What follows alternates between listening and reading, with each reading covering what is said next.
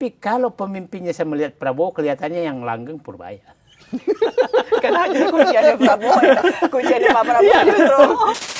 Tiba-tiba Pak Prabowo kemarin bilang ada kemungkinan komisaris direksi isinya orang WNA deh kita rekrut.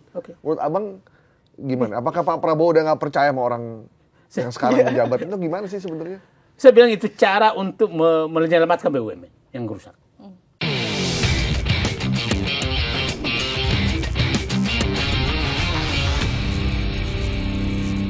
Pak Purbaya, mungkin Mas Gaya pernah lihat nggak sih ada meme gitu ya Pak Said ya. Jadi Purbaya against everybody gitu. Itu menurut Pak Said gimana? Itu sesuatu hal yang ya emang ternyata lagi bersih-bersih yang dilakukan Pak Purbaya ini mengancam semuanya. Jadi intinya gini, kalau kita mengambil kebijakan jangan pernah berteman dengan salah satu musuh. Kalau berhadapan semuanya itu lebih bagus. Nah, Pak Purbaya memilih itu.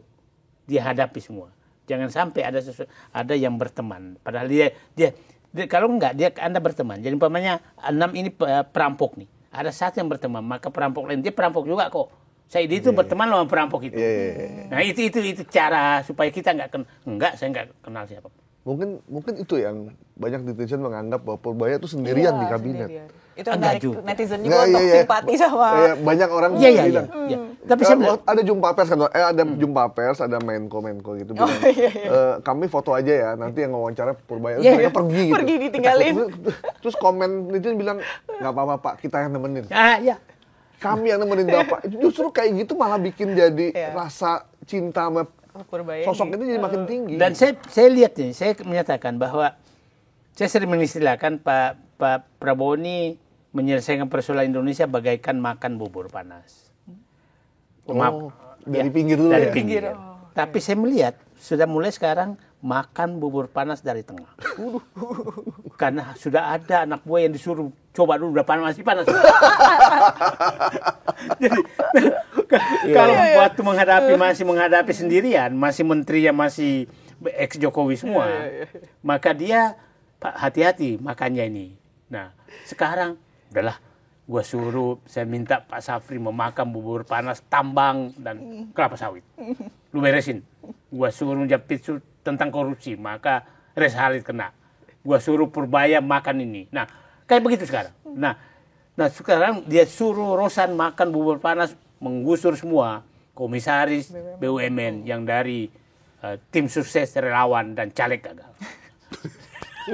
Itu bubur panas semua tuh. Nah, terus dia bubarkan Kementerian BUMN untuk memotong Erick Thohir yang hanya jembatan memasukkan orang-orang nggak benar ke BUMN. Bubarkan Kementerian BUMN. Itu. Nah, artinya sekarang oke juga nih. Jadi dia sudah makan dari tengah bubur panas itu. Nah, tapi karena tadi kepalanya, otaknya Rambo, hatinya Rinto, maka orang lain yang disuruh. Jadi kalau istilah Jawa tuh nabok nyili tangan. Iya. Jadi saya melihat sekarang nggak sendirian sekarang. Malah menurut saya kita tahu bagaimana kita ambil tolok ukur Luhut aja lah. Yang Jokowi Tulen, gitu kan. Nah, sudah berani menyatakan ini proyek itu busuk kok. Iya kan? Dia lupa kali ini proyek bos. Lupa kayak dia. Jadi udah mulai atau terdesak ya. Mulai terbuka. Dan menurut abang para penggagas kereta cepat ini khawatir nggak dengan situasi ini? Khawatir. Saya orang birokrat. Orang birokrat paham betul kok bahwa kalau dia bikin pelanggaran, coba aja tanya hari ini. Kita nggak tahu lagi di mana dia. Nggak pernah. Iya, nggak pernah muncul lagi.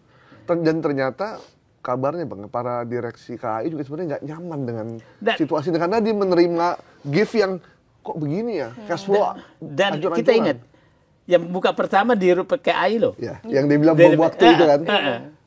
Iya kan? Terus langsung di stop. Tapi pas Purbaya menggelinding lagi gitu loh. Jadi sebenarnya direksinya juga nggak nyaman ya karena bisa bikin bangkrut. Dulu waktu dirancang ini di PT PN 8 yang punya wali ini mundur kan, mundurkan diri. Kebetulan saya kenal baik, gimana Bang? Udah mundur aja kamu. Ikut abang. Iya, mundur aja kamu daripada kamu kena. Selamat berarti ya. Oke. Berarti kira-kira harus tanggung jawab untuk masalah WUSH siapa aja Pak Said? Ya kalau saya pertama Jokowi karena memang yang dia merubah, Rini, kemudian Luhut karena dia ketua timnya, kemudian Erik, Menteri Keuangannya Sri Mulyani karena dia menyetujui penjaminan, Budi Karya. Mas Budi Karya teman abang? Saya berteman semua sih. Berteman. Tapi kalau ini kan bukan masalah secara pribadi berteman, tapi kan kesalahan kebijakan harus bertanggung. Saya bekas pejabat, kalau ada salah saya juga saya bertanggung jawab. Oke. Ini sedikit tentang Purbaya sebelum kita bahas yang lain. Banyak orang bilang menteri kayak gini nggak akan lama karena musuhnya akan banyak dan akan diserang dari berbagai macam sisi. Gimana Bang lihat? Itu sangat tergantung pemimpinnya. Sama halnya pada saat Jokowi pertama, makanya dipecat semua yang berbeda. Anies Baswedan, Sudirman Said, Rizal Ramli, Jonan. Nah, sangat tergantung pemimpinnya. Tapi kalau pemimpinnya saya melihat Prabowo, kelihatannya yang langgeng Purbaya. Karena kunciannya Prabowo ya. Kunciannya Pak Prabowo justru. Nah, lagian sekarang rakyat tuh dibalik dengan ketegasan Pak Prabowo Purbaya, rakyat dibalik mereka loh. Nah, iya kan? Nah, terus elit-elit lain mau melawan rakyat. Jadi kebalik. Ini kelihatannya terbalik. Ini akan langgeng Purbaya. Yang harusnya akan menyingkir tuh Bahlil, Zulkifli Hasan, Airlangga Hartarto. Ya. Karena nggak ada merusak Prabowo aja tuh. Menyingkir atau disingkirkan? Disingkirkan. Lebih baik menyingkir lah. Kenapa menteri-menterinya dulu yang bekas Pak Jokowi masih bertahan? Pak Prabowo lagi. Ya itulah antara Rambo dan Rinto. Gak berani ganti. Itu jawabannya ya. antara Rambo dan Rinto. Kan kita lihatlah. Orang menanggap kenapa sih kamu belikan mereka Jokowi? Gimana? Yang ide 3 periode itu adalah Airlangga Hartarto. Kedua Zulkifli Hasan, Bahlil. 3 periode Jokowi loh. Bahlil malah memberikan gelar Raja Jawa ke Jokowi. Terus saya nggak menganggap bahwa dia Jokowi. Tapi mungkin kuat juga ya dengan banyaknya, maksudnya kita lagi ngomongin Bahlil gitu ya Mas Gaya, mungkin banyak juga. Sekarang lagi rame banget kan. Ada meme-meme yang bahkan Pak Bahlil mau ngelaporin orang yang itu. Gimana pandangan Pak Said soal itu? Ya kalau memang itu rakyatnya susah sekarang karena rakyat dengan ada medsos sekarang nggak bisa ini susah. Jadi nggak ada jalan lain walaupun Anda memerintahkan dilapor semakin senang. Semakin banyak pula orang membela. Ya. Makin baper semakin banyak ini ya. Bang, abang kan pernah di BUMN cukup lama, tahu pergantian direksi dan komisaris. Tiba-tiba Pak Prabowo kemarin bilang ada kemungkinan komisaris direksi isinya orang WNA deh kita rekrut. Menurut abang gimana? Apakah Pak Prabowo udah nggak percaya sama orang yang sekarang menjabat itu gimana sih sebenarnya? Saya bilang itu cara untuk menyelamatkan BUMN yang rusak. Jadi saya dukung. Ingat Pak Harto tahun 85 sampai 95 itu karena rusaknya bea cukai, maka dia meminta SGS kan dari Swiss. Oh iya. Iya kan? Pak Harto aja pernah yang kuat kayak gitu, nggak kuat menghadapi mafia di Indonesia, maka dia suruh ke SGS. 10 tahun loh. Nah, jadi Pak Prabowo udah sadar. Dan saya orang yang 2008 sudah meminta agar asing menjadi pemimpin BUMN. Kenapa? Capek kita menerima memo-memo. Tekanan. Kalau orang asing, siapa yang menekan? Yang mau menekan itu bahasa Inggris saya nggak ngerti. Masalah jadi masalah komunikasi. Jadi begitu partai mengajukan komisaris, mengajukan direksi, maka direksi itu dituntut oleh partai itu atau oleh para politisi itu? Ya, pastilah, nggak mungkin nggak itu. Ya, saya kan bekas menseleksi hampir 10.000 orang menjadi direksi BUMN. Hampir 10.000 orang. Yang aku coret pertama kalau menseleksi orang, siapa yang paling banyak penitipnya, itu yang aku coret pertama. Ya. Kenapa? Orang profesional tidak akan pernah menitipkan dirinya. Karena dia yakin dengan dirinya. Yakin dirinya. Dan dia tidak merendahkan dirinya. Lucu tuh kadang-kadang. Ada orang, loh ini rekomendasi Kiai A, ini Pastor B, ini setahu saya ini nggak bertuhan orang ini. Kok bisa rekomendasi? Enggak. Jarang ke tempat ibadah. Enggak, ya. Tiba-tiba organisasi keagamaan dukung dia dukung dia. Ini orang ini gimana sih? Nah, jadi kalau nggak bayar pakai apa dia kan? Nah, begitu juga tuh. Jadi itu buang semua. Nah, Pak Prabowo kelihatannya kan kita begini supaya Pak beli paham. Coba Pak Prabowo menempatkan temennya di PT Timah, pangkat kolonel. Oke? Orang bilang, kenapa? Bagus, kenapa? Karena biang kerok semua masalah itu bekas jenderal yang bermain di Timah. Itu harus diajar. Betul kan? Iya kan? Oke. Nah, menempatkan Agus Sutomo, mantan Danjen Kopassus, di Rut Agri Palma untuk ngambil sawit. Coba, ada yang DLC Torif, yang sudah 26 tahun ingkrah, nggak bisa dieksekusi. Nah, itu caranya. Nah, menempatkan Kahuripan kemarin menjadi Garuda, karena dia tahu. Jadi saya bilang, penempatan Pak Prabowo ini oke, karena ini darurat. Nah, kalau menempatkan asing nanti, itu oke menurut saya, supaya itu dievaluasi semua tuh, komisaris-komisaris titipan itu dulu oleh mereka. Nah, itu menurut saya, ini darurat. Oke, saya mendukung betul itu penempatan orang asing di BUMN. Karena faktanya kayak Garuda gitu, Bang. Ya. Saya kan liputan udah puluhan tahun lalu. Di DPR itu urusan Garuda tuh udah dari zaman dulu. Ujung-ujungnya penyertaan modal pemerintah. Iya, selalu. Ganti di Rut. 2 tahun kemudian diganti lagi, mau bangkrut, PNM lagi, PMN lagi dikasih. Sampai terakhir juga begitu, utang menumpuk. Mungkin perlu orang asing juga kali. Emang ya? Kalau saya bilang dulu tuh, kalau perlu tuh, di BUMN itu atau yang ngelola BUMN itu nggak ngerti bahasa Indonesia supaya nggak di lobby. Karena yang biasanya tukang lobby ini nggak ngerti bahasa Inggris. Kalau bermasalah semuanya diganti asing dong. Tapi saya bilang gini, ada batasan lah menurut saya. Ya adalah BUMN yang rawan intervensi. Yang memang kaidah-kaidah operasionalnya kaidah internasional. Pertamina, PLN, Garuda. Tapi jangan juga mengelola Sarina itu asing itu. Nah, ada lah. Nah, dan saya pikir mereka akan melakukan itu sih. Mungkin dari 6-7 direksi satu bisa dari orang asing. Gitu. Ya, tapi menempatkan orang kepemimpin yang kuat seperti Timah itu oke menurut saya.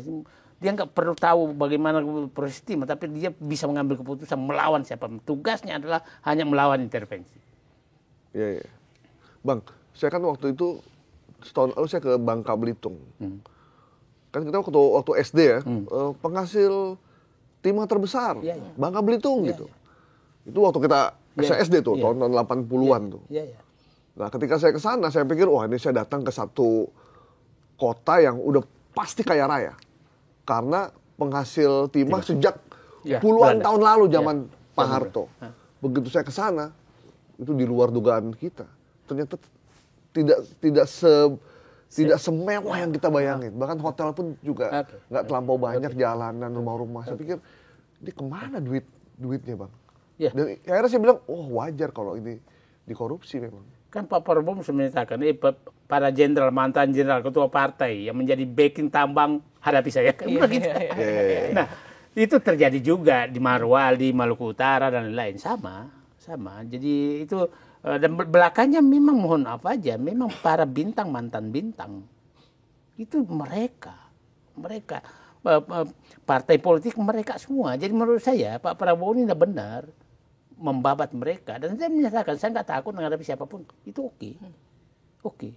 Nah, itulah. Nah, dengan sikapnya itu, orang kan bilang, kenapa? Enggak, saya orang 32 tahun di dalam, saya tahu siapa perampoknya, bagaimana merampoknya, saya paham.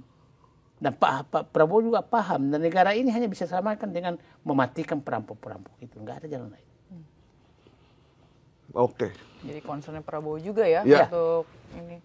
Ya, jadi kita doakan Prabowo nambah lagi sendoknya, baru 4 sekarang untuk menyendok bubur panas itu semua. Tapi saya tahu, Saya agak paham, ada orang yang saya kenal dan publik paham bahwa sangat berkuasa dan siapapun pemerintahan dia tetap berkuasa. Itu sedang disentuh. Oh gitu. Disentuh. Lagi disentuh nih. Lagi disentuh. Itu 1, 2 orang atau? Banyak. Agak banyak. Agak banyak. Agak banyak. Dan Pak Prabowo memang kelihatannya nggak kendor. Dan nggak peduli dengan nggak peduli. Nah, itulah yang mengganggu-ganggu terus ya itu ya masih yang saya sebutkan namanya. Itu masih mengganggu terus. Jadi, kasihan Pak Prabowo, makanya ya udah kita teriak dari luar. Bang, abang kan dulu, bukan dulu, beberapa bulan lalu kan paling keras menentang PIK 2 ya. Nah, tiba-tiba diputuskan bahwa PIK itu tidak lagi menjadi proyek strategis nasional. Dan itu cukup mengagetkan banyak orang. Bagaimana orang yang biasanya selalu mendapat fasilitas. Nah, tiba-tiba tidak dapat PSN. Menurut Bang Said, kenapa akhirnya diputuskan untuk dilepas? Karena dengan tidak jadi PSN, maka pembangunannya akan makin sulit. Karena harus pembebasan lahannya semakin mahal. Dan rakyat berhak menolak. Kalau dulu kan PSN, ini proyek strategis, nggak boleh nolak, harus terima. Ada beberapa tanda. Satu, itu tanda menyatakan, Jokowi, orang yang kau pelihara, gua nggak butuh lagi. Itu satu ya. Yang kedua, aku tahu kalian selama ini mendikte semua, aku tidak bisa didikte kalian. Maksudnya Aguan dan kawan-kawan, aku nggak bisa didikte kalian. Itu sinyal. Yang ketiga, menyatakan, suara rakyat aku dengar. Suara rakyat aku dengar. Yang teriak kan Said Didu siapa? Gak kekuatan apa-apa, bukan partai politik, gak punya organisasi, tapi dia dengarkan suara rakyat. Yang keempat, bahwa aku bersama rakyat. Itu kira-kira merinding jadi ya. Sinyal yang dikirim oleh. Jadi pencabutan PIK 2 itu ya itu sinyal. Jokowi kesayanganmu bukan kesayangan. Jadi saran abang buat para oligarki?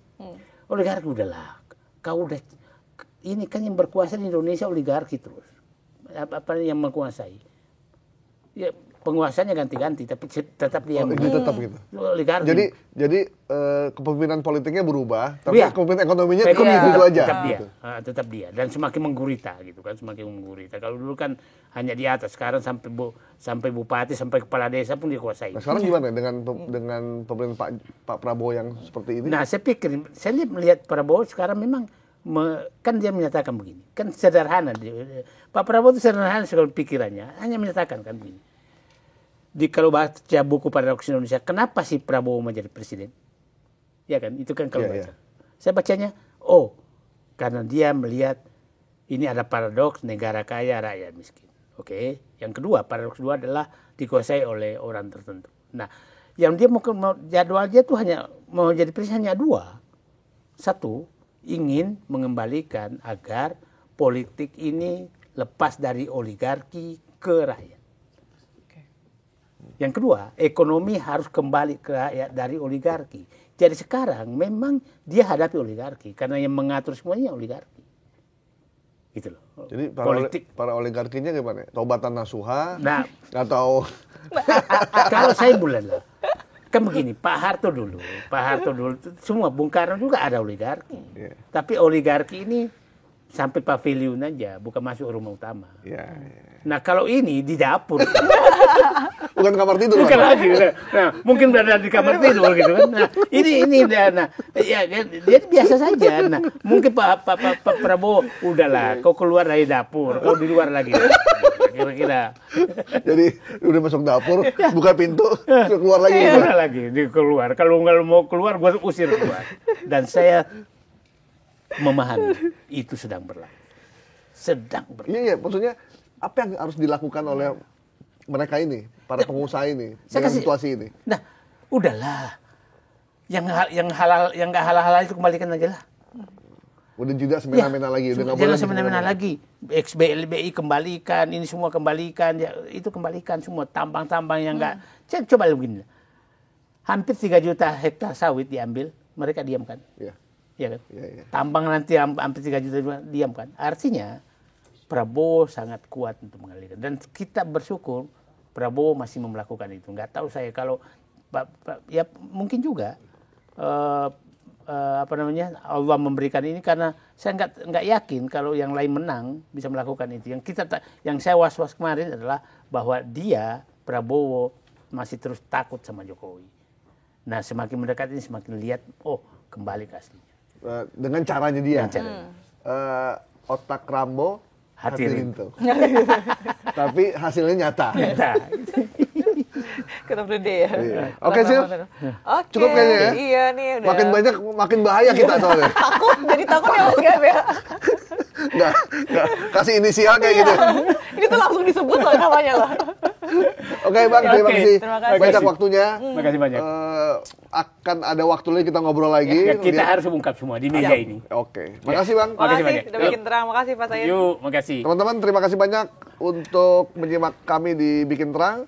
Semoga hidup Anda, keluarga Anda juga tetap terang, termasuk juga Indonesia. Amin. Bye-bye.